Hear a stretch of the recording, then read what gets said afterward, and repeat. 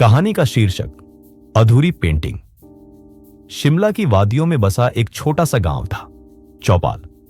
यहां के पहाड़, बादल और सन्नाटा मिलकर एक रहस्यमयी सुंदरता रचते थे। इसी गांव में रहता था एक युवा चित्रकार, आरव। उसका सपना था कि वह एक ऐसी पेंटिंग बनाए जो लोगों के दिलों को छू ले, जो सिर्फ रंगों की नहीं बल्कि भावनाओं की कहानी कहे। आरव के माता पिता किसान थे, मगर उन्होंने अपने बेटे के सपनों को कभी बाधा नहीं बनने दिया। बचपन से ही आरव दीवारों, कागजों और कभी कभी मिट्टी पर भी चित्र बनाता था। उसकी उंगलियां जैसे भावनाओं को रंगों में बदल देती थी। संघर्ष की शुरुआत। जब आरव 22 साल का हुआ, उसने फैसला किया कि अब वह अपनी अल्टीमेट पेंटिंग बनाएगा, एक ऐसी कृति जो उसे पहचान दिलाएगी। लेकिन समस्या थी कि उसे खुद समझ नहीं आ रहा था कि वह क्या बनाए। 1 महीने, 2 महीने और फिर 6 महीने बीत गए, लेकिन वह कैनवस पर सिर्फ एक अधूरी तस्वीर बना पाया। एक औरत की आंखें जिनमें एक अजीब सी बेचैनी थी।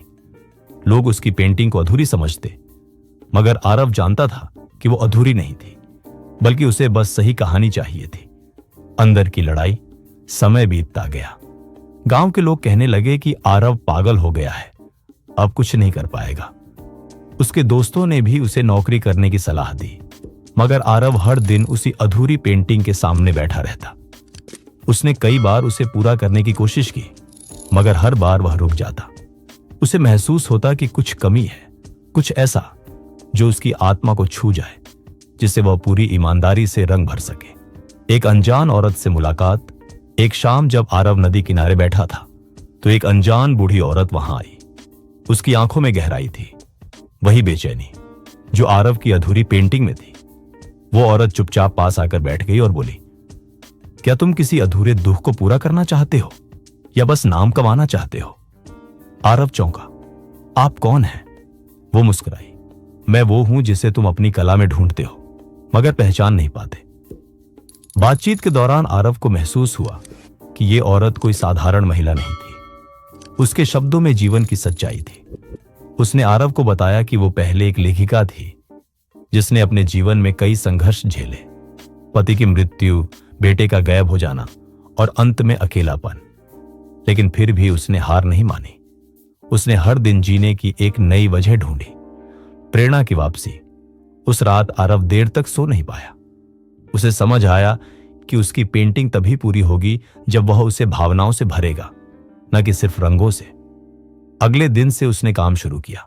वो औरत हर दिन आती, उसे जीवन के नए अध्याय सुनाती। आरव उन कहानियों को सुनते हुए रंग भरता गया। 1 महीने बाद पेंटिंग तैयार हो गई। अब वह केवल एक औरत की आंखें नहीं थी, वो जीवन का आईना थी।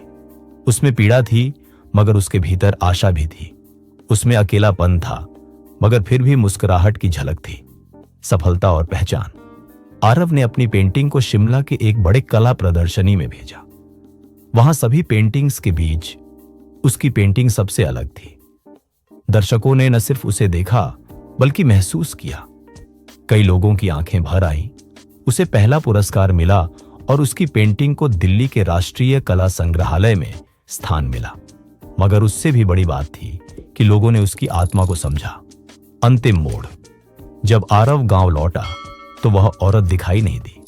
उसने गांव में पूछा, मगर किसी ने उसे कभी देखा ही नहीं था। आरव समझ गया कि वो कोई साधारण इंसान नहीं थी। शायद उसकी अपनी कल्पना, या शायद जीवन की कोई रहस्यमयी शक्ति। उसने अपनी पेंटिंग को अधूरी नहीं हूं नाम दिया और लिखा, कुछ पेंटिंग्स रंगों से नहीं, टूटे हुए दिलों से बनती है, और जब दिल जुड़ते हैं तो पेंटिंग अपने आप पूरी हो जाती है। सीख। यह कहानी हमें सिखाती है कि जीवन की सबसे बड़ी कला वही है जो दिल से निकलती है। अगर आपको यह कहानी पसंद आई हो तो कृपया वीडियो को लाइक जरूर करें। आपके एक लाइक से मुझे और बेहतर प्रेरणादायक कहानियां बनाने की ताकत मिलती है। नीचे कमेंट करके बताएं कि आपको इस कहानी से क्या सबसे ज्यादा प्रेरणा मिली। और अगर आप ऐसी ही और कहानियां सुनना चाहते हैं तो हमारे चैनल को सब्सक्राइब करना न भूलें। हम हर हफ्ते नई प्रेरणादायक कहानियां लाते रहते हैं जो आपके सपनों को उड़ान देंगी। धन्यवाद। आपका साथ हमारे लिए बहुत मायने रखता है। चलो मिलकर आगे बढ़ते हैं और अपने सपनों को सच करते हैं।